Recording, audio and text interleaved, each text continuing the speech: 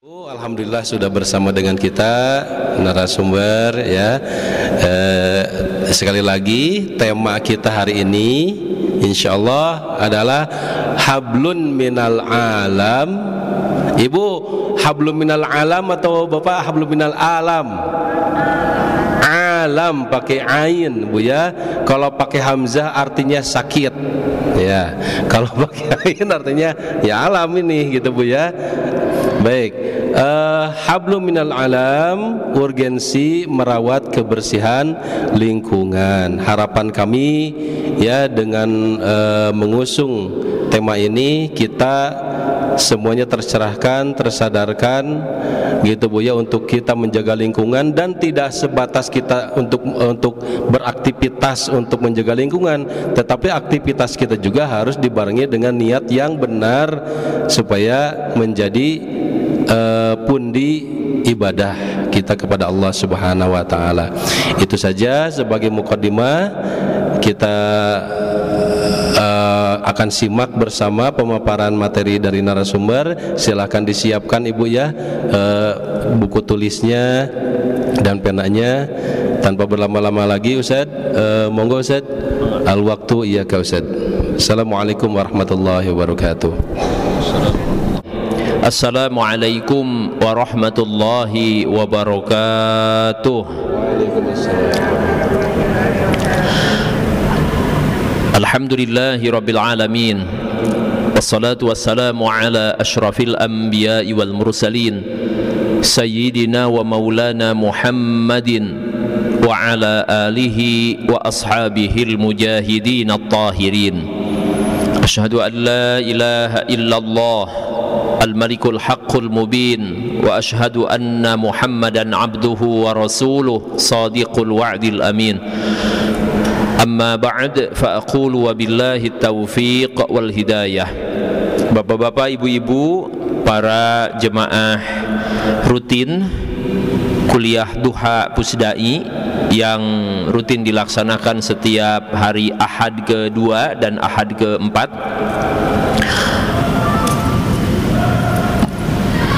mudah-mudahan langkah bapak-bapak, ibu-ibu menuju masjid ini disertai dengan niat tulus ikhlas mengharapkan ridha Allah Subhanahu wa taala, dicatat sebagai amal solih di sisi Allah Subhanahu wa taala. Amin ya Allah ya rabbal alamin.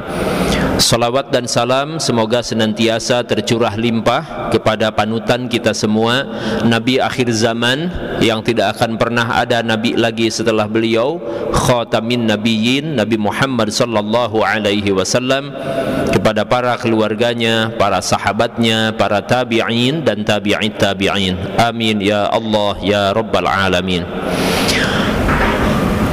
Bapak Ibu yang sama-sama mengharapkan ridho dan rahmat Allah Subhanahu wa taala, berbicara tentang memelihara lingkungan dalam Islam, maka satu hal dulu yang harus kita tanamkan Bapak Ibu, bahwa memelihara lingkungan dalam Islam termasuk bagian dari ibadah kepada Allah Subhanahu wa taala.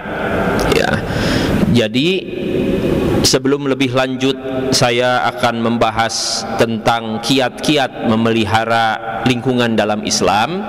Satu hal dulu yang harus digarisbawahi sekali lagi, bahwa memelihara lingkungan, memelihara kebersihan lingkungan dalam Islam itu termasuk bagian dari ibadah kepada Allah Subhanahu wa taala. Namun margina didugikeun ti awal bilih pajarkeun anu namina ibadah teh mung salat hungkul, puasa hungkul, zakat hungkul, baca Quran hungkul, eta ge laras ibadah. Tapi eta kalebat kana ibadah mahdhah atanapi ibadah ritual. Adapun jangkauan ibadah sosial justru itu lebih banyak.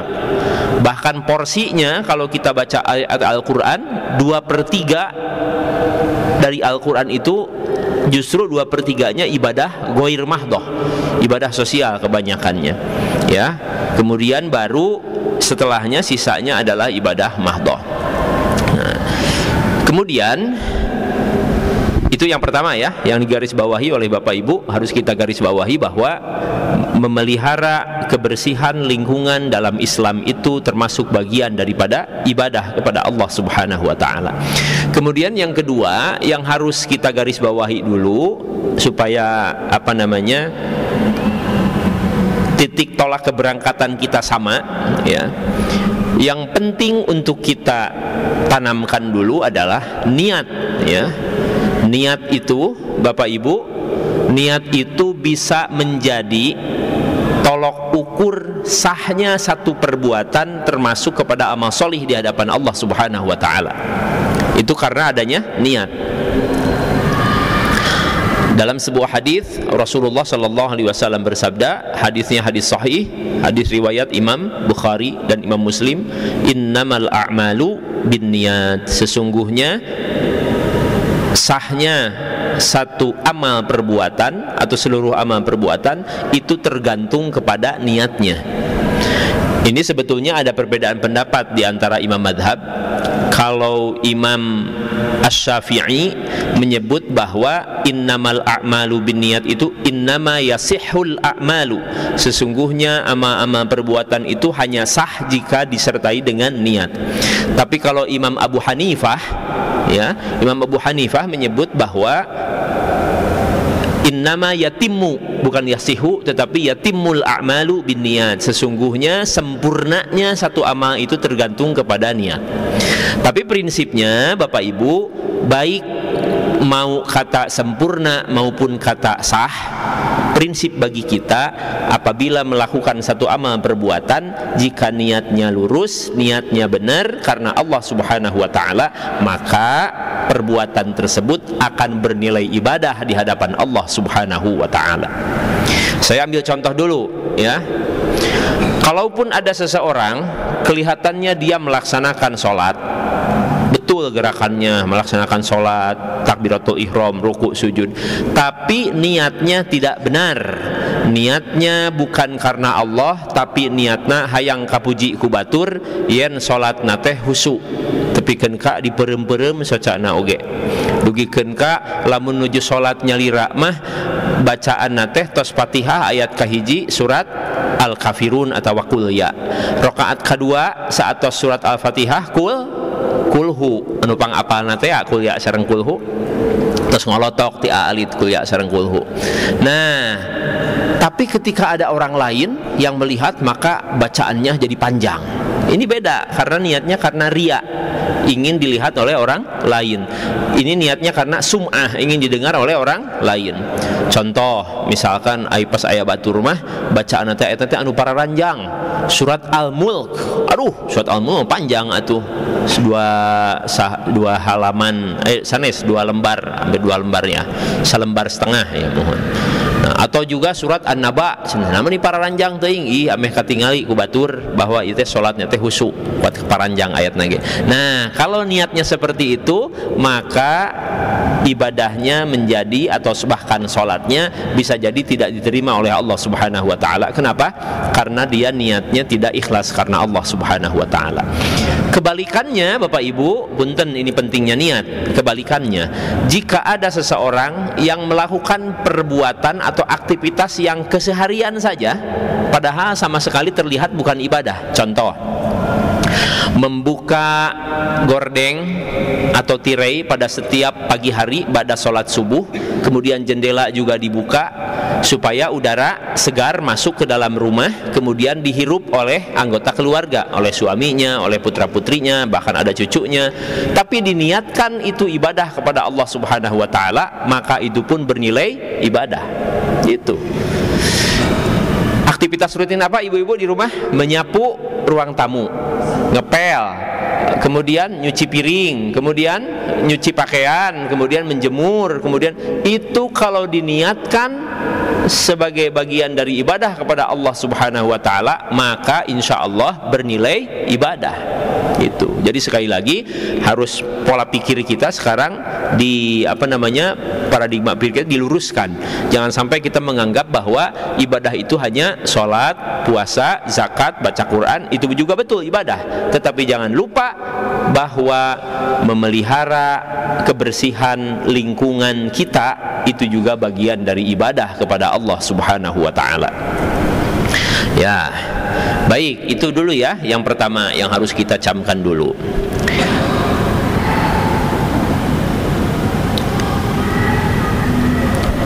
Yang berikutnya, nah jadi hadisnya tadi ya sudah pada hafal semuanya. Innamal a'malu binniyat. Sesungguhnya sahnya atau sempurnanya satu amal perbuatan tergantung kepada niatnya.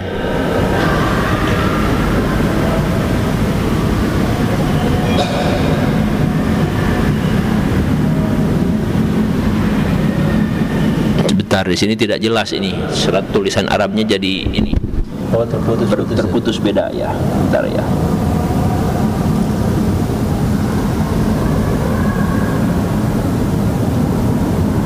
Nah, kemudian itu tadi yang pertama ya. Bapak Ibu, ulangi lagi supaya titik keberangkatan kita sama. Yang pertama, memelihara kebersihan lingkungan dalam Islam itu termasuk bagian dari ibadah kepada Allah Subhanahu wa taala. Yang kedua, pentingnya kita menanamkan niat dalam hati kita. Ketika melakukan aktivitas diniatkan bagian dari ibadah, maka itu akan bernilai ibadah meskipun kelihatannya hanya perbuatan rutin dalam rumah tangga. Yang tadi saya sampaikan, menyapu ruang tamu, mengepel, nyuci piring, kemudian nyuci pakaian, kemudian membersihkan halaman juga, halaman rumah, termasuk ibu menyiram bunga di depan di taman depan rumah Bapak Ibu, itu juga bagian dari ibadah kepada Allah Subhanahu wa taala. Baik. Dan satu hal lagi yang menjadi bagian dari motivasi untuk kita semua, bahwa Allah Subhanahu wa taala berfirman dalam Al-Qur'an surah Al-Baqarah ayat 222. Surat apa, Bu? Surat Al-Baqarah ayat berapa? 222. Janten pamitos apal karena nomor surat mah gampil kantun kieu 2.222 itu ya. Pamitos apal nomor surat. Al-Baqarah itu surat ke-2, Al-Fatihah ke-1, Al-Baqarah surat ke-2. Jadi 2.222 Al-Baqarah ayat 222. Di penghujung ayatnya Allah Subhanahu wa taala menyatakan, a'udzubillahi minasyaitonirrajim. Bismillahirrahmanirrahim. Innallaha yuhibbut tawwabina wa yuhibbul mutatahhirin. Wallahu a'lam bimuradih. Innallaha, sesungguhnya Allah, yuhibbut tawwabina, sangat mencintai orang-orang yang senantiasa bertaubat kepada Allah Subhanahu wa taala, wa yuhibbul mutatahhirin, dan Allah sangat menyukai orang-orang yang senantiasa membersihkan diri. Nah, menurut para ulama ahli tafsir, Bapak Ibu, para jemaah yang sama-sama mengharapkan ridho dan rahmat Allah Subhanahu wa taala, kata mutatahhirin ini orang-orang yang suka mensucikan diri. Mensucikan diri ini ada dua maknanya. Yang pertama mensucikan batin, yang kedua mensucikan lahir. Yang mensucikan batin bagaimana? Kalau mensucikan batin yaitu dengan menghindarkan diri dari perbuatan-perbuatan dosa kepada Allah Subhanahu wa taala. Menghindarkan diri dari penyakit-penyakit hati itu termasuk mensucikan dirinya, mensucikan hatinya dari perbuatan-perbuatan kotor. Apa saja perbuatan-perbuatan yang bisa mengotori hati kita, Bapak Ibu? Ya, kajiannya karena akhlak, ya punten. Gibah, iri, dengki, pemarah, kemudian dendam, gitu ya. Itu adalah penyakit-penyakit hati. Jika kita menghindarkan diri dari penyakit-penyakit kotor tersebut yang bisa mengotori hati kita, maka kita sedang mensucikan hati kita, dan itu juga termasuk innallaha yuhibbut tawwabina wa yuhibbul mutatahhirin, orang-orang yang mensucikan diri.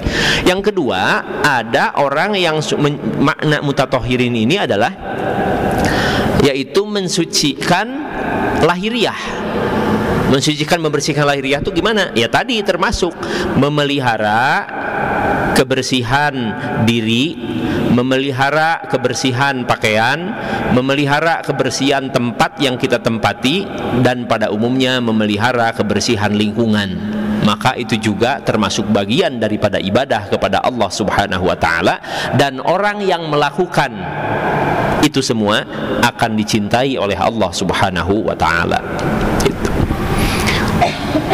Bahkan kalau saya boleh menyatakan, mudah-mudahan sepakat Bapak Ibu, kalau tidak sepakat ya nggak apa-apa, tidak ada agama yang begitu besar perhatiannya terhadap kebersihan melebihi besarnya perhatian agama Islam. Begitu Bu konsepnya ya, konsepnya. Meskipun pada prakteknya, mohon maaf, fakta di lapangan pada prakteknya memang bahkan terkadang negara-negara non-muslim yang menerapkan memelihara kebersihan. Saya pernah ngobrol dengan waktu umroh yang kapan ya, 22 Januari kemarin, ngobrol sama orang Singapura ya, pas menuju Baringan Santos sholat maghrib, bari ka Isya kan waktu panjang, tadarus, pas itu tadarus gitu, terus ada orang ngobrol, ternyata orang Singapura, ngobrol lancar bahasa Indonesia, nanti bahasa Melayu lancar, ngobrol kumaha pamili itu, wah kalau di Singapura itu kebersihan itu diperhatikan juga, kemudian di Sydney juga diperhatikan juga. Jadi kalau ada orang yang meludah, Bapak Ibu, orang yang meludah sembarangan itu kena denda sekitar 2 juta rupiah. Di orang ngaludah kumaha? Bebas, di orang banyak. Nah, padahal nu kenging konsep nama nu gaduh konsep nama adalah Islam. Belum lagi hadis Nabi menyatakan an-nadzafatu minal iman, kebersihan itu sebagian daripada iman. Kemudian innallaha yuhibbut thayyiba, sesungguhnya Allah itu menyukai yang indah. Kemudian wa yuhibbut tuhra, juga menyukai kesucian. Begitu. Yuhibbun nadzafah, menyukai juga kebersihan, begitu. Konsepnya, yang punya konsepnya adalah kita, agama Islam. Tetapi dalam prakteknya justru negara-negara non-muslim yang menerapkan kebersihan. Ini fakta yang tidak bisa kita pungkiri dan menjadi PR besar bagi kita orang-orang Islam. Emut pami saur agimah, pami sumping ka hiji tempat sebagai tolok ukur cerminan tempat bersih dan tidak, langsung ke toilet. Pami toiletnya bersih, insya Allah misalnya bersih. Tapi kalau ruang tamunya bersih belum tentu, karena toiletnya bisa jadi kotor gitu. Itu tolok ukurnya begitu. Saya juga pernah, punten, ini bicara fakta, bukan berarti mau meng-underestimate, tapi kenyataannya. Saya pernah waktu hajian 2011 dengan jemaah KBIH Pusdai, itu sengaja silaturahmi ke ini Ustaz, kampus Ummul Qura di Mekah. Set gitu. Ai bayangan abdi teh kan Arabnya negara beunghar. Ai negara beunghar mah atuh kedah nama fasilitas sarana prasarana untuk kebersihannya diutamakan. Kalau di Masjidil Haram jangan ditanya. Kalau Masjidil Haram, Masjid Nabawi, wah kebersihannya luar biasa karena itu diutamakan. Tapi begitu ke Al-Jami'ah Al-Ummul Qura Al-Islamiyah, simkuring ninga eueuh geuningan asa biasa-biasa kieu kebersihanana. Asa kasabat rapih keneh di urang lah kebersihanana. Pamika UIN Sunan Gunung Jati Bandung, pamika ITB, pamika Unpad, nah itu relatif lebih bersih karena si tehelnya terbuat dari tehel yang sudah ubinnya kayak begini ya. Tapi kalau di sana masih yang lama konsepnya. Jadi mungkin karena berpengaruh juga dari keadaan, mungkin ya letak geografis yang memang di padang pasir. Jadi si lantai nanti masih kene sanes ubin herang siga kieu, masih nu kapungkur teh. Terus rada kebul karena memang di padang pasir pengaruh mungkin ya gitu. Asim kuring teh agung nama luas. Jadi kedah siga nama mahasiswa teh gaduh kendaraannya lira. Margi pami papah di fakultas ieu ka fakultas itu tebih pisan, lega tempatna sabaraha hektar. Nah, sehingga harus punya kendaraan sendiri supados jarakna ka ditu ka dieu tebih bisa dijangkau dengan mudah. Ya, baik ya. Itu yang berikutnya Bapak Ibu. Nah, Nah, sekarang Bapak Ibu,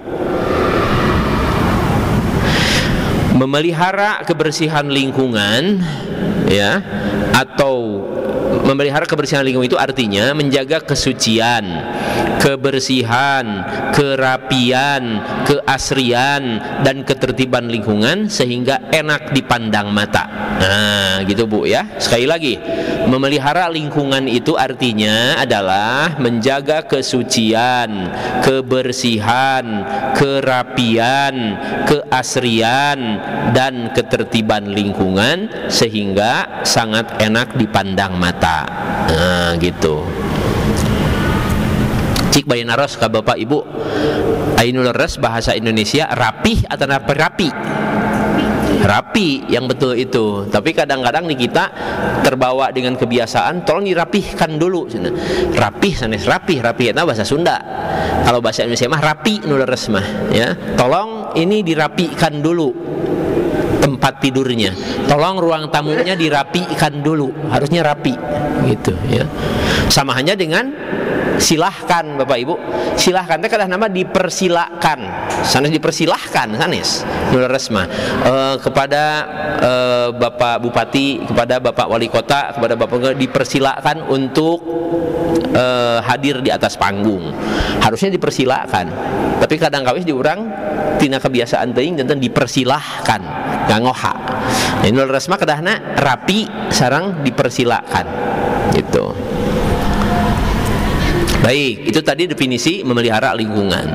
Secara pribadi, Bapak dan Ibu sekalian yang sama-sama mengharapkan ridho dan rahmat Allah Subhanahu wa taala, secara pribadi kesucian ini baik suci dari segi pakaian, kemudian tempat, kemudian badan, kemudian makanan kita dan minuman kita, itu semuanya harus suci, ya. Harus didahulukan suci dan bersih. Ya. Ayatnya tadi yang saya sampaikan, innallaha yuhibbut tawwabina wa yuhibbul mutatahhirin. Ya. Makanya pantas kalau dalam Islam itu ketika kita belajar fikih, dulu fikih toharoh awalnya ya, macam-macam air, kemudian bersuci, cara bersuci, kemudian menghilangkan hadas kecil, menghilangkan hadas besar. Kalau nggak wudu, nggak ada air maka tayamum. Kemudian sholat, bab sholat, ketika berbicara bab sholat, definisi sholat secara bahasa, definisi sholat secara istilah, kemudian syarat wajib sholat, kemudian syarat sah sholat. Nah, salah satu syarat sah sholat Bapak Ibu adalah suci badan, pakaian, dan tempat kita melaksanakan sholat gitu. Jadi berhubungan antara sahnya ibadah kita dengan kebersihan lingkungan, memelihara kebersihan lingkungan ini luar biasa ya.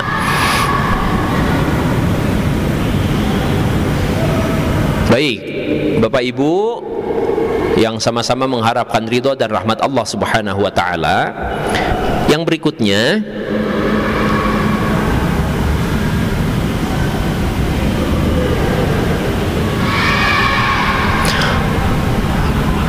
ketika berbicara pentingnya melaksanakan sholat, ya, Rasulullah Shallallahu Alaihi Wasallam bertanya kepada para sahabat, wahai para sahabatku, jika ada seseorang yang mandi di sungai, da kapungkur mah sungai kene, jantan hadisna bahasana di sungai, henteu gegejeburan di bumi nyalira, ya. Jika ada seseorang yang mandi di depan rumahnya ada sungai, mandi sebanyak 5 kali dalam sehari semalam, maka apa yang terjadi? Apakah ada kotoran yang nempel di tubuhnya? Kemudian para sahabat berkata, tidak ya Rasulullah, pasti ia bersih dari semua kotoran. Kemudian Rasulullah menyatakan begini, nah begitu pula sholat. Jika seseorang melaksanakan sholat 5 waktu, maka sholat yang dia lakukan akan membersihkan dosa-dosa yang pernah dia lakukan. Begitu. Hadisnya hadis sahih, diriwayatkan oleh Imam Bukhari dan Imam Muslim. As-shalawatul khamsu, ya, disebutnya adalah sholat yang 5 waktu itu akan membersihkan dosa-dosa yang pernah dia lakukan. Begitu.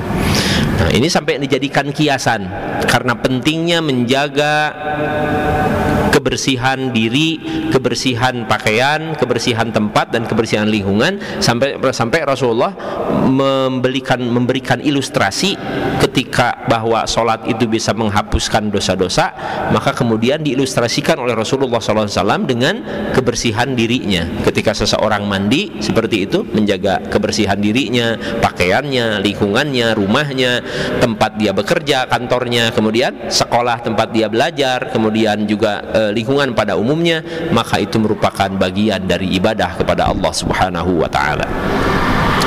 Baik, yang berikutnya Bapak Ibu,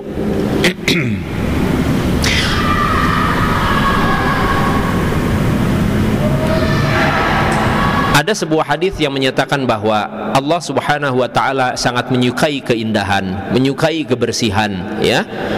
Yuhibbu at-tuhra, begitu. Maka dalam hadis itu kita bisa mengambil hikmah bahwa salah satu ciri orang yang beriman adalah cinta kebersihan. Ibu kantos teu ningal dina berita aya anu kos tapi segala barang betrak-betruk sagarupi di dinya di kamar, kantos ningal Ibu beritana dugi ka disomasi ku si gaduh kos-kosan teh, tos we ibu ngapunten, tos dugi ayeuna we wios teu kedah di ieukeun deui, kalau perlu saya kembalikan uangnya nggak apa-apa. Nah margina atuh das runtah pinuh di kamar eta, ya Allah ya Robana, dugikeun ka pinuh si kamar teh betrak-betruk sagarupi kuruntah saep. Ieu padahal dia ngagoler di dinya dina matras, tapi di dia sagarupi betrak-betruk runtah sagarupi aya di kamar eta. Aneh. Maka kemudian yang punya kosnya juga yang turun tangan, kemudian bilang udah kamu udah nggak usah di sini lagi, sekarang keluar pergi dari tempat kos-kosan saya. Kalau perlu uangnya dikembalikan nggak apa-apa, karena ini bisa mencemari lingkungan dan bisa merusak kebersihan dan serta mengotori yang lain. Citranya juga menjadi buruk bagi si yang punya kos-kosan tersebut. Ya, bahkan kemudian menjadi diragukan, seperti tidak memiliki iman saja. Karena apa? Sangat kotor sekali, begitu. Nah, kemudian bahwa surga juga adalah tempat bagi orang-orang yang bersih. Bahwa Allah Subhanahu wa taala menyukai kebersihan sebagaimana menyukai kebaikan, kemuliaan dan kedermawanan. Nah, begitu ya, Bapak Ibu sekalian yang berbahagia. Nah, kemudian memelihara kebersihan lingkungan itu, Bapak Ibu, dapat kita mulai dari lingkungan yang kita tinggali dulu sehari-hari. Ya, contoh kamar tempat kita istirahat, kemudian ruang tamu, kemudian rumah kita, kemudian tempat ibadah masjid seperti ini kita, kemudian kamar mandi, ya, serta lingkungan pada umumnya yang kita lewati, ya, termasuk juga kantor. Jadi ini satu hal yang sangat urgent, satu hal yang sangat penting, memelihara kebersihan lingkungan. Bisa dibayangkan oleh Bapak Ibu, seandainya lingkungan tempat kita bekerja, kantor tempat begini kotor, betah mual betah. Bumi tempat orang didinya beraktivitas, kalau lotor betah mual betah. Jadi tadi yang definisi di awal adalah memelihara lingkungan itu dalam arti memelihara kebersihan, kerapian, kenyamanan serta ketertiban agar enak dipandang mata dan juga kita beraktivitas di tempat itu nyaman karena kita memelihara kebersihan. Gitu.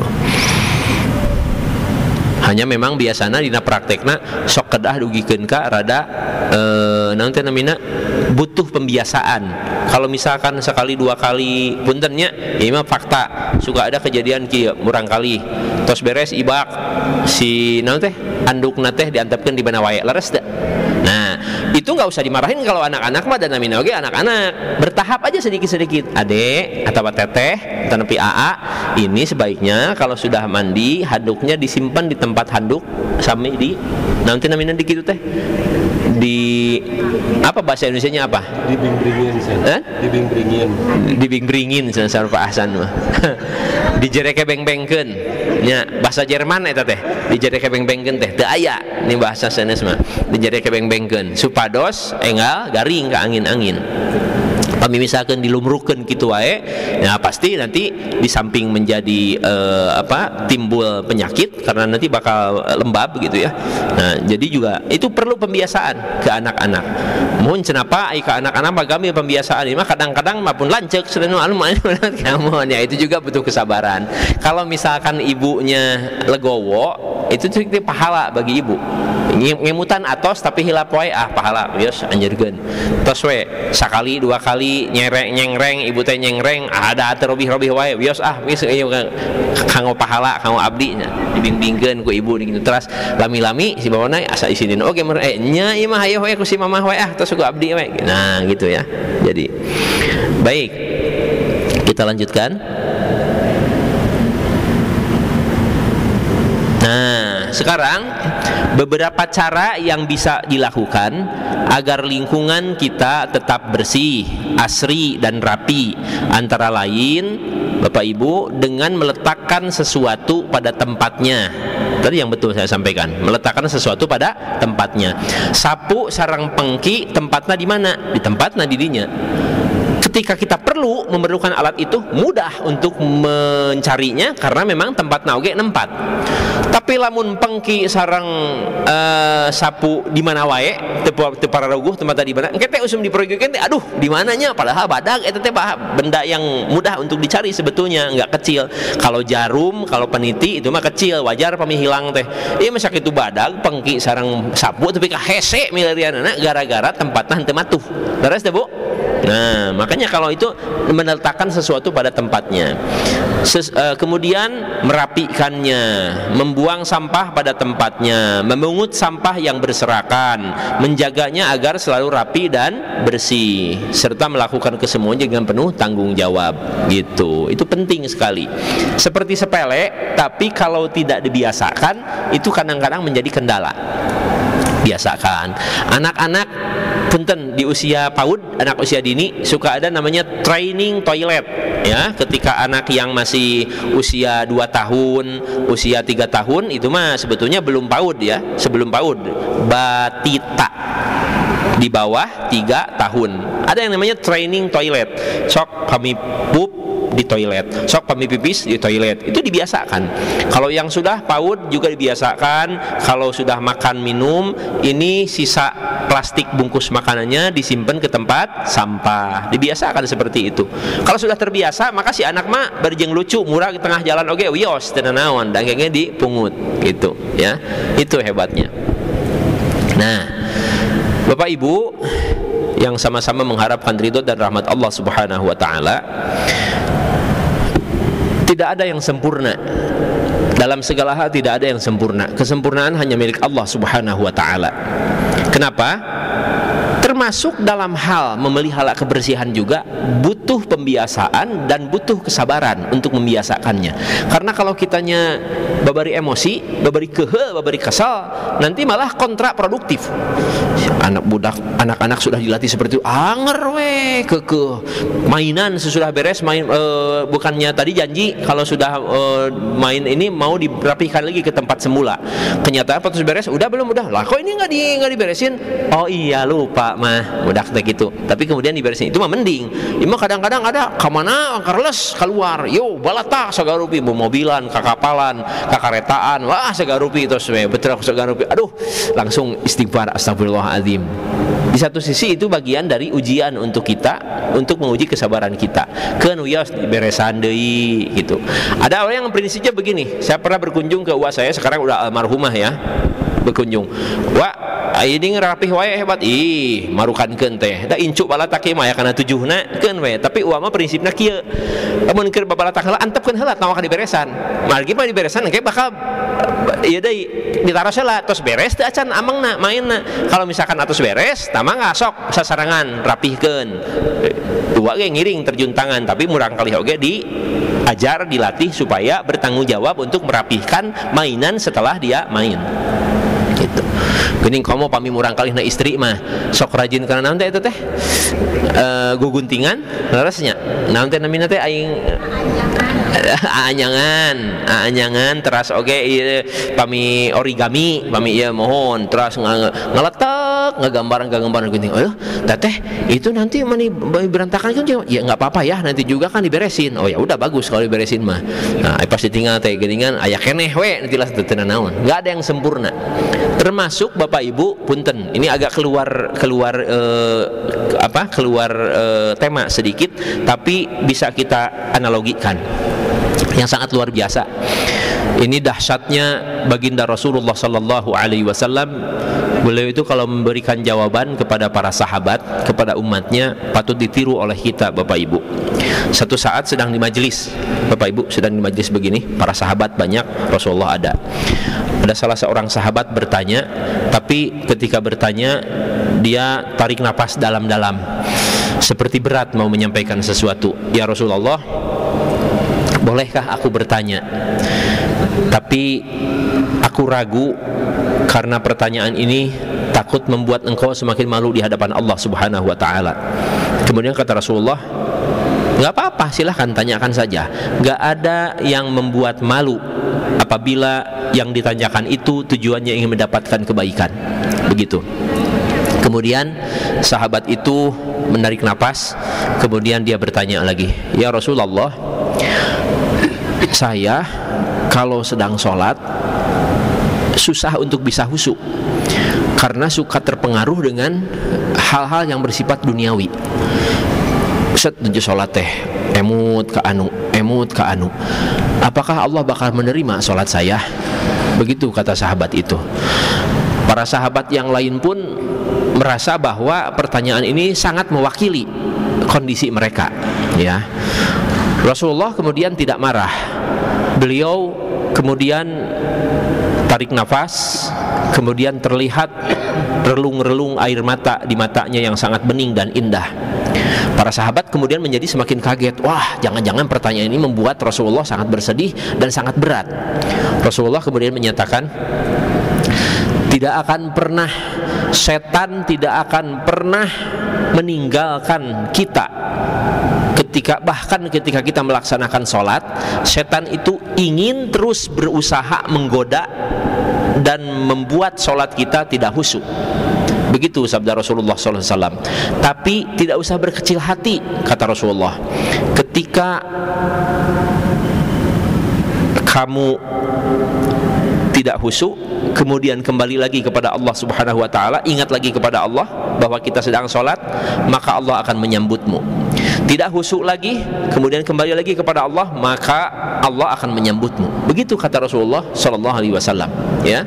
Jadi kemudian dalam sabda berikutnya Rasulullah menyatakan, jika kamu meninggalkan sholat karena merasa tidak bisa khusyuk, maka setan akan menang.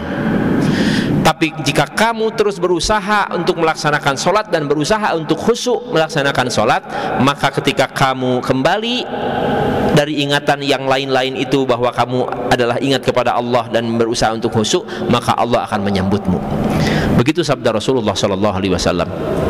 Maka pada saat itu Bapak Ibu, para sahabat semuanya menangis karena betapa Allah Subhanahu wa ta'ala sangat sayang kepada kita. Bahkan ketika kita ibadah sholatnya enggak benar sekalipun, ibadah sholat terhusyuk, nyut-nyet emut kali itu kadia, tetapi Allah tetap melihat upaya dan usaha kita, ikhtiar kita. Analoginya sabda Rasulullah SAW bagaikan seorang ibu yang ketika melihat anaknya belajar untuk jalan kaki. Si ibu nanti paling itu anaknya mau berjalan, mau belajar berjalan dari sebelah sana, berdiri, kemudian jalan, namanya oge dua lengkah gebruk gebis, berdiri deui namanya dua lengkah gebruk gebis. Apakah si ibunya bakal marah? Tidak sama sekali. Justru ibunya akan datang kemudian menyambut anaknya dan kemudian memeluk anaknya dengan penuh cinta dan kasih sayang. Kemudian, nak, teruslah semangat belajar. Kasih sayang seorang ibu kepada anaknya seperti itu, apalagi kasih sayang Allah kepada hambanya, jauh lebih dahsyat, jauh lebih sayang kepada hambanya. Oleh karena itu sekali lagi, jangan pernah berhenti melaksanakan sholat hanya karena gara-gara tidak bisa khusyuk. segala upaya yang kita lakukan untuk bisa khusyuk dalam sholat kita itu akan dinilai oleh Allah Subhanahu wa ta'ala. Dan ketika kita terpengaruh ketika sholat dengan kehidupan duniawi, kemudian kita tarik kembali ingat kepada Allah, tarik kepada khusyuk, maka pada saat itu pula Allah menyambut kita. Ya Allah ya Rabbana. Ya, mudah-mudahan kita semua Bapak Ibu sholatnya bisa bertambah khusyuk. Salah satu sholatnya bisa khusyuk, kita menjaga kebersihan diri, kebersihan pakaian kita, kebersihan tempat yang untuk kita laksanakan kita sholat di dalamnya. Begitu. Baik, kita lanjutkan ya Bapak Ibu. Nah, menjaga kebersihan lingkungan dalam Islam ini merupakan bagian dari kewajiban ibadah, bagian dari ibadah dan ajaran hidup untuk memelihara kebersihan. Dasar ajaran Islam antara lain sabda Rasulullah sallallahu alaihi wasallam, "Innallaha jamilun yuhibbul jamal." Sesungguhnya Allah itu sangat maha indah dan menyukai keindahan. Innallaha nazifun yuhibbun nadzafah. Allah itu bersih, menyukai kebersihan. Begitu. Ini hadis Rasulullah sallallahu alaihi wasallam. Kemudian ada lagi hadis yang lain, at-tahuru syatrul iman. Kebersihan itu adalah bagian dari keimanan. Kemudian firman Allah Subhanahu wa taala dalam Al-Qur'an surah Al-A'raf ayat 85 yang artinya sebagai berikut, "Janganlah kamu berbuat kerusakan di muka bumi setelah diciptakan dengan baik." Ya, wala tufsidu fil ardi ba'da islahiha. Janganlah kamu berbuat kerusakan di muka bumi setelah tercipta dengan baik. Ya. Nah, sekarang Bapak Ibu, tekarawas waktu tos tabuh 20 ya, tekarawas tadi ngawitan setengah 10. Cara menjaga lingkungan ya, sekarang cara atau kiat-kiat memelihara kebersihan lingkungan dalam Islam. Yang pertama, menjaga kebersihan lingkungan secara rutin. Nah, ini harus rutin. Tidak bisa memelihara lingkungan mung saminggu sakali atau saminggu sakali mah enggal kotor deui. Debu nempel lagi, kotoran pada hadir lagi, begitu. Harus rutin. Misalkan saja kalau saya tanya ke Bapak Ibu, pami nyuci pakaian Ibu rata-rata seminggu berapa kali Ibu? Kan? 2, ada yang 2, ada yang 3. Pami misalkan seueur mah anggota keluargana caroge si ibu, si bapak, putra na 3, anu hiji pangageuna parantos nikah, gaduh putra 2, janten anggota keluarganya seueur. Otomatis kalau banyak begitu cepat sekali numpuk pakai yang kotornya pakai, maka harus lebih sering mencuci pakaiannya. Bisa seminggu 3 kali begitu. Kalau anggota keluarganya hanya ibu, bapak, anaknya 2, ya paling seminggu 2 kali begitu ya. Tapi suka ada juga yang kayak begini, karena sudah terbiasa sejak waktu sebelum menikah dulu, pas bari ibak teh barinya sok aya teu. Mohon, nggak apa-apa. Misalkan kaos dalam yang dia kenakan sama sidi yang dikenakan langsung dicuci pada saat mandi, nanti langsung jadi nggak punya cucian untuk dirinya begitu. Ada seperti itu kebiasaan. Hanya memang kalau sedang di rumah sendiri harus melihat di situasi dan kondisi. Ulah imah kieu pernah kajantenan pas nuju hajian 2010 2011 di Mina, kan antrian teh seueur toilet teh dugikeun ka si antrian toilet teh satu pintu toilet 10 antrian teh ya 10 dan terbatas jumlah satu kloter, jumlahnya 450 orang atau sekarang 480, tapi toilet namung 10 kanggo bapak-bapak, 10 kanggo ibu-ibu. Ya kan risikonya kalau dekat ke tempat sholat, misalkan subuh jam 4:30, ya namanya ngantri jam 4-nya pasti atuh antrian seueur. Caranya bagaimana supaya tidak ngantri? Lebih awal bangunnya jam 2 gitu, kemudian nggak bakal terlalu ngantri di toiletnya gitu. Ini pernah kejadian, sok aya nu oknum ya tong diturutan ibu bapak, tong diturutan ieu mah oknum. Pas lagi ngantri ada sekitar 6 orang antrian teh, langsung kieu, aduh pak saya nggak tahan cenah, saya boleh duluan pak cenah gitu. Oh maka atuh sok cenah gitu lebat teh kalau nah di lebat jaba ibak jaba nyeuseum coba atuh puguh bisa teh astagfirullahaladzim ya bari jeung make kain ihram itu menuju ihram da teh acan kaping 10. Nah itu jami teh kunaon nya bani kuat ngahanakeun kieu apaan sareng lagi ngantri itu sami punya keperluan yang sama, minimal ada yang mau BAK palih dituna BAB ya minimal BAK lah pan sadana ge sami aya buatkan aduh cenah ieu teu kieu tos kabalat pisan ini lepas sugan teh leres kalah ka ibak kalah ka nyeuseuh. Nah itu tidak tepat kalau begitu ya, salah kalau begitu, membuat kesal orang lain, membuat kecewa orang lain, membuat marah orang lain, bahaya. Baik, itu yang pertama, menjaga kebersihan lingkungan secara rutin. Yang berikutnya, yang kedua, melakukan penghijauan. Nah, terus dah aneh, ibu-ibu mah sering banget ya menanam bunga, tanaman-tanaman hias di depan rumah. Itu adalah bagian dari memelihara lingkungan. Tapi kade pamenuju kain ihram mah baru juga ibu teh ihram umroh di Bir Ali misalkan ya, ibu-ibu tuh labbaik Allahumma umrotan tos niat, lupa rarasaan di Indonesia pas begitu ningali tanaman di caket Masjid Bir Ali teh kemudian aduh mah lucu kieu nya urang lamun dipelakeun ke di payunan bumi teh dipetik teh kenging margi apa mencabut tanaman ketika kita sedang berihram itu termasuk larangan ihram gitu. Jadi harus menempatkan di mana posisi orang. Yang berikutnya, tidak melakukan pencemaran lingkungan. Tidak melakukan pencemaran lingkungan seperti apa? Ya disesuaikan dengan kondisi. Punten pami anu osok bapak-bapak yang suka merokok, kan di beberapa tempat publik seperti di Bandara Cengkareng, di bandara ada smoking area, ya. Merokok khusus harus di tempatnya. Teu ngerokok di mana wae, serbung kayak kabatur kaisep. Orang lain menjadi kena perokok pasif. Ya, jadi asapnya keisap sama orang, itu pencemaran lingkungan. Baik, yang berikutnya, tidak melakukan penggundulan dan penebangan hutan secara sembarangan. Ini semuanya sepakat ya, tidak sembarangan menebang pohon di hutan. Kemudian memanfaatkan tanah yang terlantar. Ini yang disebut dengan punten kalau bahasa Jerman nama tanah terlantar teh tanah gamblung, Bapak Ibu. Terang tanah gamblung? Tanah gamblung tuh yang nggak terurus. Jadi lahan tanah ada tapi nggak terurus, maka kemudian dihidupkan, dimanfaatkan supaya kita bisa mengambil manfaat dari tanah tersebut. Digarap, kemudian dibuat supaya subur, ditanami tanaman, mau singkong, mau apa yang nanti buahnya bisa diambil, dipanen. Kemudian yang berikutnya, menjaga kebersihan tempat ibadah. Nah, ini seperti yang kita lakukan. Alhamdulillah, rutin di Masjid Pusdai ini ada tim khusus, tim kebersihan yang rutin setiap hari, setiap pagi, setiap siang untuk membersihkan masjid. Sama di lingkungan Bapak Ibu juga di komplek ada masjid, pasti dibersihkan masjidnya. Kemudian yang berikutnya, menjaga kebersihan tubuh, udah jelas ini. Kemudian membersihkan halaman rumah, membersihkan dahan pohon di jalanan. Termasuk di sini punten, kan kalau ada angin yang cukup kencang itu si dedaunan yang sudah kering itu jatuh.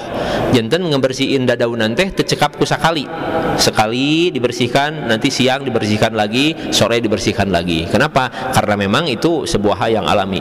Kan nggak betah kan? Coba lihat oleh Bapak Ibu, Bapak Ibu keluar di dia di Pusdai, terus si dedaunan yang kering teh amarayah di dia dicaketin masjid, resep teh katinggalna. Nah, resep katinggal, maka harus dibersihkan gitu. Baik, yang berikutnya, nah sekarang ada yang disebut dengan Bapak Ibu cara memelihara kebersihan lingkungan, ada yang disebut dengan 5R. Apa Bapak Ibu? 5R. 5R itu apa? R yang pertama singkatan dari ringkas, ya, kepanjangan dari ringkas. Naon cenah ringkas teh?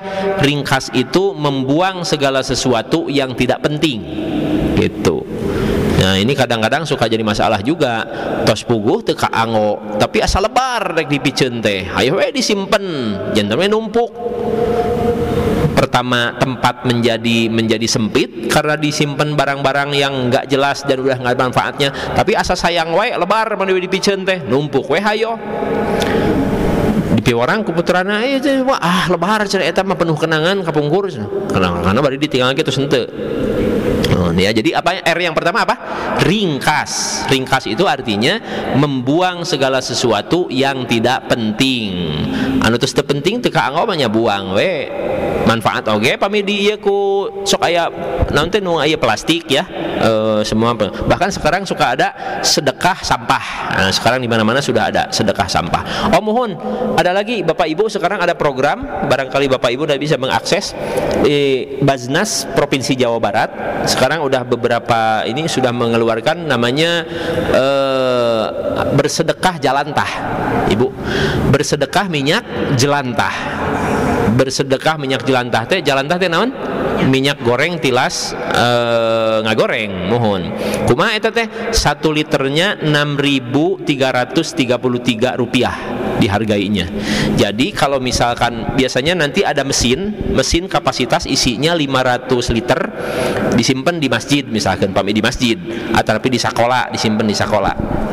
Nanti anak sekolah pada nyanak jalantah. Kalau di masjid berarti warga, ibu-ibu, bapak-bapak nyanak jalantah. Langsung dilebetkeun karena mesin eta.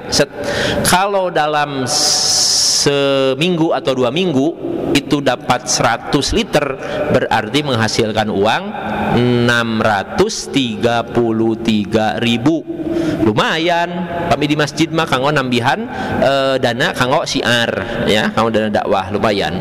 Kami misalkan 2 minggu. Kalau 1 bulan itu misalkan berarti kali 2 ya. 1 bulan dapatnya 200 liter ya, berarti kali 2 gitu, lumayan. Tadi 600.000 berarti ini sekitar 1,2 juta gitu. Jadi digentos carana 1 liter 1 liter jelantah digentos ku artos 6.333 gitu. Ya, kalau kami badai ngiringan biasa langsung kontak ke Baznas. Tapi sayana memang disepakati dulu sama masjid, sama DKM, sama RT RW-nya supados nanti ketika menempatkan mesin untuk menerima jelantah nggak bermasalah. Jadi syaratnya apa katanya? Pokoknya mah asal izin dari pemerintah setempat atau dari DKW setempat untuk bisa menempatkan mesin jelantah tersebut. Sok naros ke Bapak Ibu, jelantah kini bakal dianggo teh ku urang, sok dianggo tara. Asal sesuatu dipiceun. Nah, makanya daripada dipiceun mending keneh dimanfaatkeun. Gitu. Baik, itu yang pertama ya. R yang pertama ringkas, membuang segala sesuatu yang sudah tidak penting. Kemudian yang kedua, R yang kedua rapi. Sanes rapi ya Bapak Ibu. Apa rapi maksudnya? Merapikan yang penting setelah membuang yang tidak penting. Nah gitu. Jadi pokoknya 5R. Engke minimal wih ti dieu teh Bapak sareng Ibu. Pak Dendi cenah ngobrol naon tadi tentang kiat-kiat memelihara kebersihan lingkungan teh. Ibu teh tiasa ngawalar minimal 5R gitu. 5R teh ieu ulah dugikeun ka kieu. Begitu uih ti dieu bubar aya nu teu hadir. Tadi cenah Pak Dendi nyarios naon jo membahas tadi kuliah duha teh temanya kiat memelihara kebersihan lingkungan. Ngawarar teh kalah ka kieu. Di mana oge sami ngaranna ceramah mah nitah bener nyarek salah cenah gitu. Berarti kalau gitu sama aja dengan yang nggak hadir ya, nggak ada yang dibawanya, nggak ada ya. Minimal Bapak Ibu bisa menjawab, oh tadi membahas tentang kiat-kiat memelihara kebersihan lingkungan dalam Islam. Nah prakteknya atau cara mudahnya bagaimana? 5R. R yang pertama adalah apa tadi? Ringkas, membuang segala sesuatu yang tidak penting. Yang kedua, rapi. Rapi itu artinya merapikan yang penting setelah membuang yang tidak penting. Yang ketiga, R yang ketiga adalah resik. Ya, apa Bu? Resik. Resik itu apa? Resik itu membersihkan lingkungan, menyapu, mengepel setelah membuang dan merapikan yang tidak penting. Nah, gitu ya. Ulangi lagi, yang ketiga adalah resik, membersihkan lingkungan, yaitu menyapu, mengepel setelah membuang dan merapikan yang tidak penting. Yang berikutnya, yang keempat, tekaraos 10:30. Kita percepat ya. Yang keempat, R yang keempat adalah rawat. Apa Bu? Apa Pak? Rawat. Ya, sok wihan deui bisi hilap. Yang pertama ringkas, yang kedua rapi, yang ketiga resik, yang keempat rawat.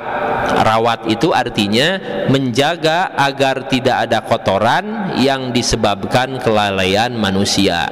Ya, rawat, dirawat.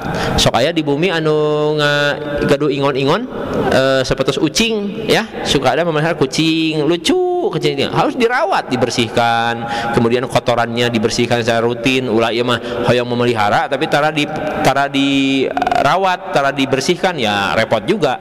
Nanti di rumah jadi punten bararau kotoran kucing. Nyaman tidak kalau di rumah baru kotoran kucing? Bujeng-bujeng nyaman atuh. Bujeng-bujeng pame tamu urang wae ge nu janten tuan rumahna, aduh ieu teh di pojok ieu coy. Nah, termasuk si kucing itu dilatih training toilet biasanya. Aya nempat pami misalkan ieu teh ya butuh waktu juga, butuh pembiasaan, tidak bisa sekaligus. Namanya juga kucing, atuh kucing mah kan tidak punya akal. Tetapi kalau dibiasakan bisa. Baik, itu yang keberapa? Yang keempat, rawat. Terakhir yang kelima, R yang kelima adalah rajin. Ya, rajin itu artinya mempertahankan kebersihan yang sudah ada secara terus-menerus. Ya. Apa Bu? Rajin itu artinya mempertahankan kebersihan yang sudah ada secara terus-menerus. Kan debu mah senantiasa ada ya Bu ya. Pami televisi nu aya di bumi Ibu, televisi, kemudian kulkas, lemari es, lamun diantep bakal berdebu mah, berdebu. Rutin juga dibersihkan itu. Udah bersih nih, rutin dilakukan membersihkannya. Jadi tidak dalam jangka waktu sebulan baru dibersihkan, ya sudah. Kalau sebulan mah itunya juga sudah sangat tebal debunya. Jadi bahkan televisi yang suka kita nonton dibersihkan. Kemudian lemari es dibersihkan, mesin cuci dibersihkan, segala sesuatu peralatan rumah tangga kita bersihkan gitu. Ya, ulangi lagi, coba sudah hilap. 5R. R yang pertama apa? Ringkas. Yang kedua rapi. Yang ketiga resik. Yang keempat rawat. Yang kelima rajin. Nah, ini kiat ya. Rawat itu menjaga agar tidak ada kotoran yang disebabkan kelalaian manusia. Ya, rawat. Baik. Yang berikutnya, konsep 5R ini Bapak Ibu juga bisa diterapkan pada pekerjaan-pekerjaan lain, ya, seperti kalau pekerjaan di kantor, ada di sekretariat di kantor, kan pasti ada berkas-berkas dokumen yang sudah tidak kepake, maka di situ pakai apa tadi? Yang pertama apa tadi? R yang pertama ringkas. Yang sudah terbuang maka kemudian dibuang saja. Yang sudah nggak kepake, yang sudah tidak ada, nggak bisa diakses, maka anggo deui nya dibuang. Supados teu numpuk sampahna. Suka ada begini, ini berkas-berkas dokumen disimpan terus we, tapi nggak pernah diakses juga, lama numpuk, sehingga si kantor itu menjadi sempit dengan berkas-berkas. Sabora dus dugikeun ke 20 dus, tapi diakses tara terus manfaat oge, kedah nama dibuang, namanya ringkas gitu ya. Baik. Nah, singkat kata Bapak Ibu yang sama-sama mengharapkan ridho dan rahmat Allah Subhanahu wa taala, memelihara kebersihan lingkungan dalam Islam itu termasuk bagian dari ibadah kepada Allah Subhanahu wa taala. Jika diri kita, pakaian kita, tempat kita, rumah kita, kantor kita, rumah ibadah kita semuanya bersih, rapi, maka yang akan menikmati bukan hanya kita, tetapi orang-orang yang hadir di tempat itu juga semuanya sama menikmati. Dan apabila kita membersihkan, memelihara kebersihan lingkungan itu, kita niatkan sebagai ibadah kepada Allah Subhanahu wa taala, maka insya Allah akan bernilai ibadah di hadapan Allah Subhanahu wa taala. Mudah-mudahan kita semua ya, setelah mengetahui paparan ini semakin termotivasi untuk terus semangat dalam memelihara kebersihan diri kita dan kebersihan lingkungan kita. Kenapa harus semangat? Karena dalam Islam ini juga merupakan bagian dari ibadah kepada Allah Subhanahu wa taala. Tah, cekap ini masak itu Ibu paparanana. Dipersilahkan kepada Bapak dan Ibu apabila ada hal-hal yang ingin didiskusikan, masih ada waktu sebentar, sekitar 10 sampai 15 menit. Ya, apabila kita ada hal-hal yang didiskusikan, kita bersama-sama diskusikan. Benaros mangga pamit tiasa diwaler, pamit tiasa PR. Da PR teh aya mah sanes kanggo siswa-siswi SD, SMP, SMA unggul, bahkan sadaya oge gaduh PR. Mohon. Mangga persilahkan Bapak Ibu. Ustaz. Mangga Bapak Ibu, alhamdulillah sudah kita simak bersama pemaparan dari Al-Mukarram Ustaz Dendi. Bagi Ibu, Bapak yang ingin bertanya gitu ya, atau ingin mendiskusikan sesuatu, kami persilahkan. Bapak barangkali, Ibu. Oh iya, mangga Ibu. Kalau nggak cukup ibunya ke depan. Ibu agak ke depan Bu ya. Luar tema apa? Oh, mangga. Assalamualaikum Pak Ustadz. Maaf mau nanya di luar tema. Apakah kalau kita punya utang puasa karena menyusui atau lagi hamil, itu cukup dibayar dengan fidyah atau sama puasanya juga? Ya. Gitu aja. Baik, terima kasih. Ya, Ibu siapa ini teh? Mariati. Ibu Mariati. Ya. Tadi pertanyaan dari Ibu, kalau punya utang puasa karena hamil dan menyusui, apakah itu cukup bayar fidyah saja atau dengan qadha? Nah, itu pertanyaannya. Jawabannya tergantung situasi dan kondisi, tergantung motivasinya apa. Kalau yang dikhawatirkan oleh si ibu itu adalah anaknya, ya, anaknya, maka si ibu tersebut fidyah saja. Tapi kalau dengan dirinya juga, maka dia qadha juga, fidyah juga. Begitu Bu. Ya. Jadi itu ada beda kondisi. Memang tidak heran kalau dalam fikih Islam itu kondisi begini maka hukumnya begini, kondisi begini maka hukumnya berbeda. Karena kekhawatiran itu ada untuk dirinya, termasuk juga ada kekhawatiran untuk si bayinya gitu. Itu satu pendapat. Pendapat lain menyatakan bahwa karena hamil itu dianggap sebagai bagian dari penyakit, karena biasanya asal muasal fidyah itu apabila sudah sepuh, sudah uzur, tidak mungkin lagi untuk mengganti puasa.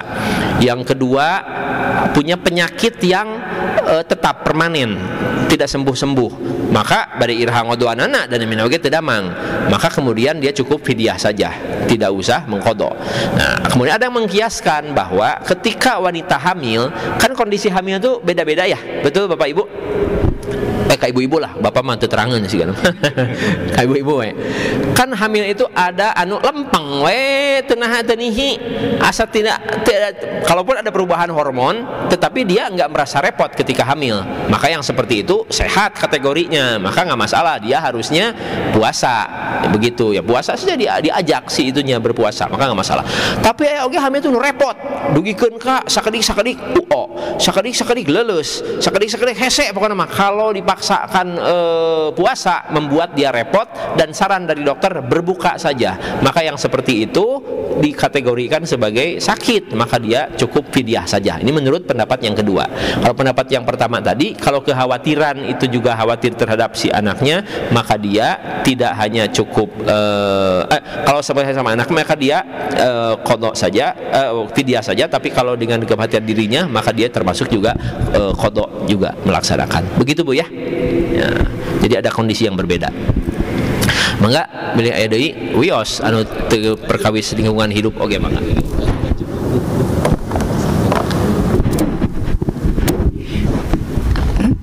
Assalamualaikum warahmatullahi wabarakatuh. Waalaikumsalam warahmatullahi wabarakatuh. Yang akan saya tanyakan mengenai puasa Syawal ya Ustadz. Kan puasa Syawal itu dilaksanakan setelah setelah Lebaran itu kan hari kedua. Sedangkan kita masih ada hutang misalnya. Apakah puasa Syawal dahulu atau puasa membayar hutang? Ya. Baik, terima kasih Ibu. Ya puasa 6 itu Syawal ya. Ya baik. 6. Terima kasih Ibu, pertanyaannya bagus. Ini berkaitan dengan puasa Syawal. Puasa Syawal ini baik sekali. Dia termasuk puasa sunnah yang pahalanya istimewa. Karena kata Nabi, man shoma Ramadhana thumma atba'ahu sittan min Syawal kana kasiyamid dahri. Barang siapa yang melaksanakan puasa Ramadan kemudian diikuti dengan puasa 6 hari di bulan Syawal, maka dia mendapatkan pahala bagaikan melaksanakan puasa 1 tahun penuh. Subhanallah, luar biasa. Makanya orang tua kita dulu banyak yang membiasakan untuk melaksanakan saum Syawal. Kumaha cenah, kata Ibu pertanyaannya tadi, kan suka ada yang sangat rajin sekali, udah terbiasa melaksanakan Syawal itu langsung dari tanggal 2. 1 Syawal haram melaksanakan puasa, sama dengan 10 Zulhijjah atau hari raya Idul Adha itu termasuk yang haram melaksanakan puasa. Kemudian hari tasyrik 11, 12, 13 itu juga hari tasyrik haram melaksanakan puasa. Nah, tapi karena Idul Fitri itu yang haramnya hanya tanggal 1 saja, maka anu sok rajin ngalaksanakeun saum sunat Syawal mah sok langsung di kaping 2, 3, 4, 5, 6, 7 Syawal, langsung 6 hari utos biasa mah. Tapi pertarusan ti Ibu, ketika punya utang puasa, apakah lebih baik melaksanakan puasa Syawal dulu atau mengqadha puasa dulu? Untuk jawaban pertanyaan Ibu kita akan lanjutkan setelah pariwara berikut ini. Kan pamina televisi mah gitunya, kita iklan heula, iklan teh abdina teh eueuth heula, ibu ge eueuth heula. Mangga lajengkeun Ustaz. Uyos eueuth heula, Bu.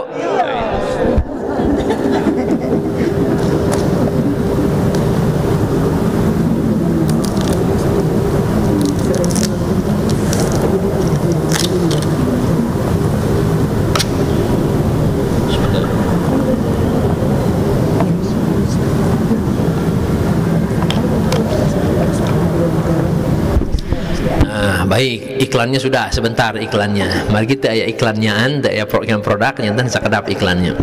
Baik, Bapak Ibu. Tadi pertanyaan sudah jelas. Untuk menjawab pertanyaan Ibu, ini ada 2 pendapat. Satu pendapat menyebutkan bahwa dahulukan yang qadha dulu. Kenapa? Karena yang qadha itu lebih utama dibandingkan dengan sunat. Kalau saum Syawal mah itu mah sunat, tapi kalau qadha mah wajib. Pertimbangannya apa? Siapa yang bisa, meskipun waktunya masih lama, tetapi ada yang menyatakan, pendapat yang pertama ini mengatakan, siapa yang bisa menjamin usia kita bisa selesai sampai habis bulan Syawal? Tidak ada yang bisa menjamin, karena umur itu rahasia, hanya Allah yang mengetahuinya. Maka menurut pendapat yang pertama ini lebih baik mengutamakan puasa qadha dulu, begitu. Pendapat yang kedua mengatakan bahwa peluang untuk melaksanakan qadha itu sangat luas, 1 tahun. Di Ramadan ke Ramadan seberapa? Setahun. Waktunya leluasa. Dan ini ada fadilah keutamaan melaksanakan saum sunat Syawal. Belum lagi kata Nabi tadi, barang siapa yang melaksanakan puasa Ramadan kemudian diikuti dengan puasa sunnah Syawal 6 hari, maka dia mendapatkan pahala puasa bagikan 1 tahun puasa. Maka nggak apa-apa, laksanakan dulu. Kenapa? Karena kalau lewat bulan Syawal tos teu aya saum Syawal gitu ya. Ada 2 pendapat. Ibu mah nggak pada milih nu mana. Ya. Karena yang namanya perbedaan pendapat dalam fikih itu sebuah keniscayaan. Selalu ada perbedaan pendapat. Ada juga yang berupaya untuk mengkombinasi. Mengkombinasi itu begini. Saum qada dilakukan di bulan Syawal dengan kemudian dia berniat sambil saum sunat Syawal. Ada yang berpendapat begitu, mengatakan boleh melakukan dua amal dengan melakukan satu pekerjaan tapi dengan niat dua. Ada yang menyatakan boleh seperti itu. Begitu Bu ya. Jadi kita diberikan pilihan. Kalau misalkan kitanya leluasa mau mengambil pendapat yang pertama, qada heula abi meh tenang, aitos qada mah gitu. Kemudian ada yang menyatakan pendapat yang kedua, ya sunah heula we da, kalau sunat Syawal mah kalau lewat bulan Syawal maka tidak akan bisa. Nanti aya paling nanti ya saum pertengahan bulan atau saum Senin Kemis begitu ya. Ayamul bid Senin Kemis begitu. Jadi begitu ya Bu ya. Mohon mangga.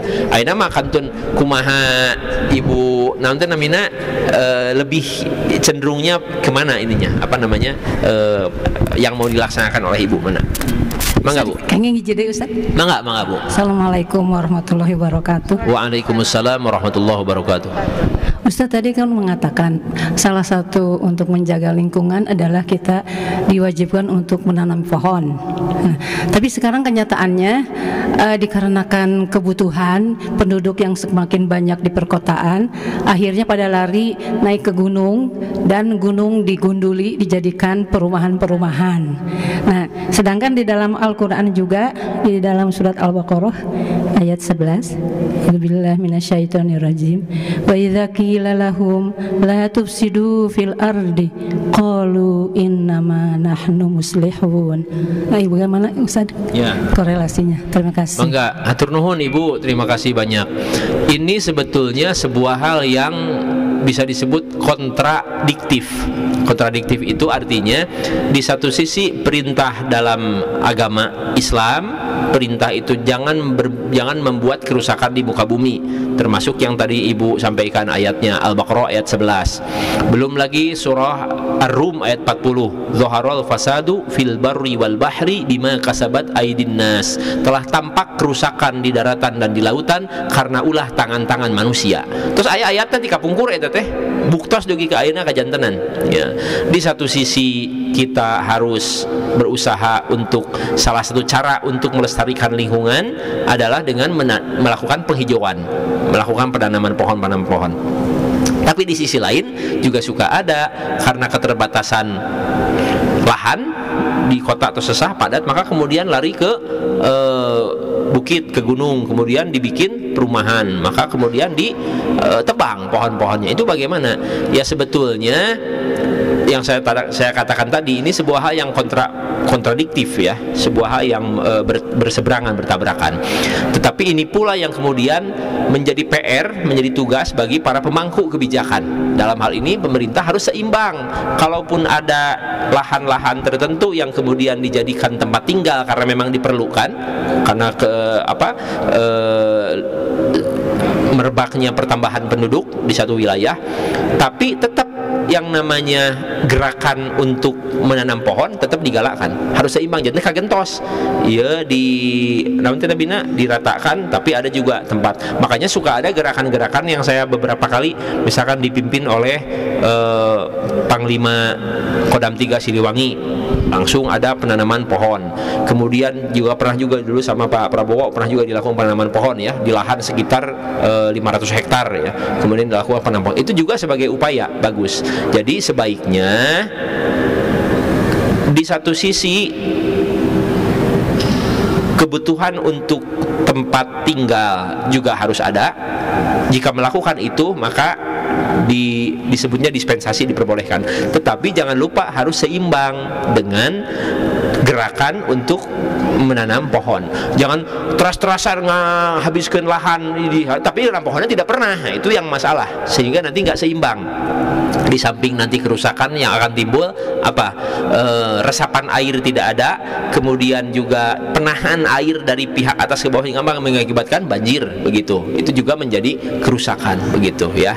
Jadi jalan tengahnya Ibu punten. Nah, kita tidak bisa menafikan yang namanya keperluan untuk tempat tinggal memang niscaya ada.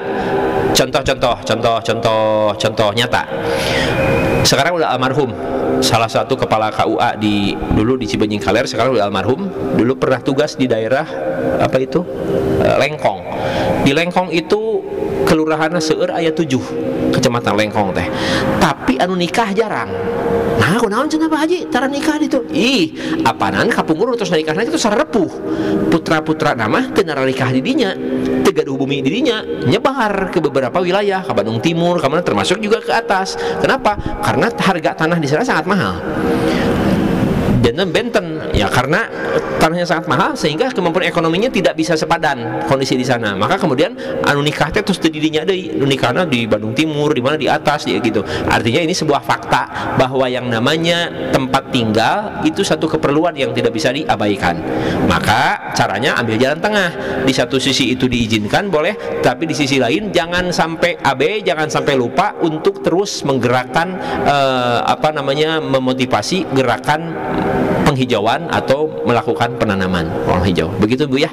Jadi nanti seimbang itu, tidak terjadi pengrusakan. Demikian Bapak Ibu. Aduh, hapunten itu tabu 11. Itu karaosnya. Mohon ya. Baik, Bapak Ibu yang dirahmati Allah Subhanahu wa taala, kita masih sangat senang berada di sini ya, berdialog, berdiskusi dengan Bapak dan Ibu, tetapi kita juga dibatasi waktu. Waktu sudah menunjukkan pukul 11 kurang. Jadi kita cukupkan dulu sampai di sini pertemuan kita untuk kesempatan hari ini ya. Terima kasih atas segala perhatian dari Bapak dan Ibu. Mohon maaf atas segala kekurangan. Ustaz, ditutup dengan doa atau gimana biasanya? Ya, baik. Baik Bapak Ibu, mari kita akhiri dengan bersama-sama berdoa kepada Allah Subhanahu wa taala. Mudah-mudahan kita semua senantiasa diberikan sehat walafiat, diberikan kemampuan dan semangat untuk terus meningkatkan keimanan dan ketakwaan kita di hadapan Allah Subhanahu wa taala. Kemudian diberikan terus semangat untuk memperbanyak amal solih di hadapan Allah Subhanahu wa taala, memperhambakan diri kepada Allah. Salah satu amal solih, salah satu ibadah adalah dengan memelihara kebersihan lingkungan diri dan lingkungan kita. Amin ya Allah ya rabbal alamin. A'udzubillahi minasyaitonir rajim. Bismillahirrahmanirrahim. Alhamdulillahi rabbil alamin. Hamdan yuwafi ni'amahu wa yukafi'u mazidah. Ya Rabbana lakal hamdu kama yanbaghi li jalali wajhikal karim wa 'azimi sultanik. Allahumma inna nas'aluka bi anna nashhadu annaka antallah la ilaha illa anta al-ahadus samad alladhi lam yalid wa lam yulad wa lam yakul lahu kufuwan ahad. La ilaha illallahul azimul halim. La ilaha illallah rabbul arshil azim. La ilaha illallah rabbus samawati wa rabbul ardi wa rabbul arshil karim. Rabbana zalamna anfusana wa illam taghfir lana wa tarhamna lanakunanna minal khasirin. Rabbana hab lana min azwajina wa dhurriyyatina qurrata a'yun waj'alna lil muttaqina imama. Allahumma inna nas'aluka hubbaka wa hubba nabiyyika wa hubba kulli amalin yuqarribuna ila hubbika. Allahumma inna nas'aluka husnal khatimah wa na'udzubika min su'il khatimah. Allahumma inna nas'aluka ridhaka wal jannah wa na'udzubika min sakhatika wan nar. Rabbana atina fid dunya hasanah wa fil akhirati hasanah wa qina adzaban nar. Subhana rabbika rabbil izzati amma yasifun wa salamun alal mursalin walhamdulillahi rabbil alamin. Bi barakati umil Quran. Al-Fatihah. A'udzu billahi minasy syaithanir rajim. Bismillahirrahmanirrahim. Alhamdulillahi rabbil alamin arrahmanir rahim maliki yaumiddin. Iyyaka na'budu wa iyyaka nasta'in. Ihdinas siratal mustaqim siratal ladzina an'amta 'alaihim ghairil maghdubi 'alaihim waladdallin. Amin. Amin ya Allah ya rabbal alamin. Bapak Ibu yang dirahmati Allah Subhanahu wa taala, demikian pertemuan kita untuk kesempatan siang hari ini. Terima kasih atas segala perhatian, mohon maaf atas segala kekurangan. Wallahul muwafiq ila aqwamit thariq. Wassalamu alaikum warahmatullahi wabarakatuh.